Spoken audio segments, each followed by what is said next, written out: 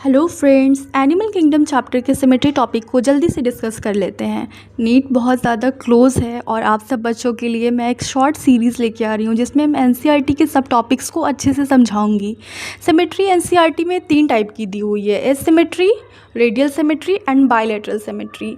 और एसिमेट्री क्या होता है? जैसे कि एसिमेट्री को समझने के लिए आप ऐसे समझो कि कोई भी बॉडी है, कोई भी एनिमल की बॉडी है, अगर वो डिवाइड नहीं हो पा रही है इक्वल हाफ्स में, अगर उसको किसी भी प्लेन में कट करो और वो डिवाइड नहीं हो पा रही है, इट मीन्स कि उसकी बॉडी में कोई सिमेट्री है ही नहीं, वो एसिमेट्रिकल है।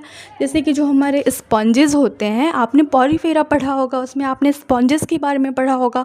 स्पॉन्जेस जो होते हैं वो क्या होते हैं? एसिमेट्रिकल होते हैं।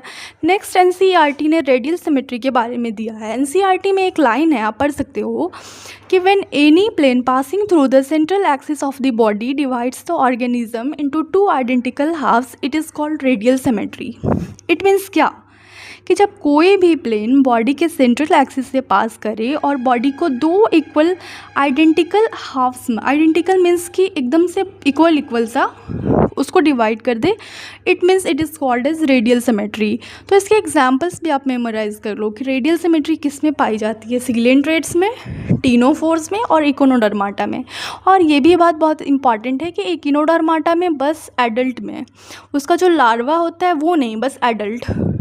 नेक्स्ट इज़ कि बायलैटरल सिमेट्री क्या होती है। बायलैटरल को अपने लैंग्वेज में मैं कहूँ तो बस ऐसे समझ लो कि बायलैटरल में जब बॉडी सिर्फ एक ही एक्सिस से, एक ही प्लेन से डिवाइड होती है दो इक्वल आइडेंटिकल हाफ्स में, equal right and left halves में, तो उसे हम कहते हैं बायलैटरल सिमेट्री, जो कि किस में पाई जाती है? एनेलिडा में, आर्थ्रोपोडा में और जो भी आगे के फाइला है उसमें।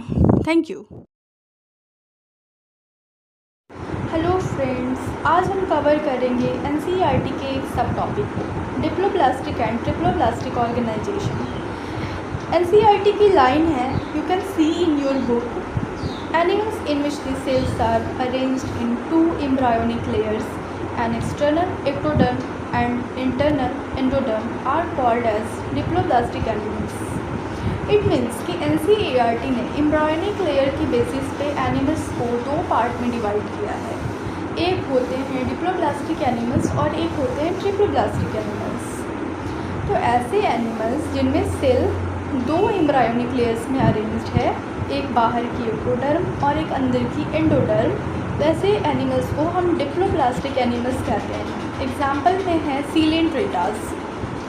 And the next line is an undifferentiated layer mesoglea is present in between the ectoderm and the endoderm.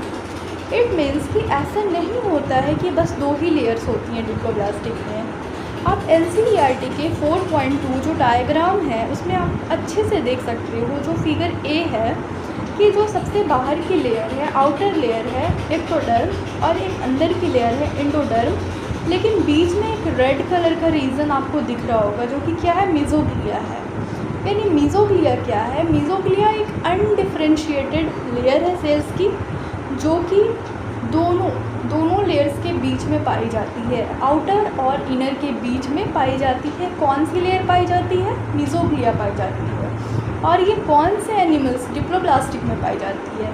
तो ये आप मेमोराइज कर लेना, मे बी कि इस बार के नीट में ये क्वेश्चन पूछ लिया जाए, तो आप अच्छे से मेमोराइज कर लेना कि मीजोग्लिया क्या होता है और डायग्राम को भी अपने ब्रेन में फिट रखना। And the next line is those animals in which the developing embryo has a third germinal layer, mesoderm, in between the ectoderm and endoderm, are called triploblastic animals, जिसमें platyhelminthes 2 chordates आते हैं। तो NCERT ने दिया है कि ऐसे animals जिनमें 3 जर्मिनल लेयर्स होती हैं, एक्टोडर्म, एंडोडर्म और बीच में होती है मेसोडर्म, तो ऐसे एनिमल्स को क्या कहते हैं? ट्रिप्लोप्लास्टिक एनिमल्स कहते हैं।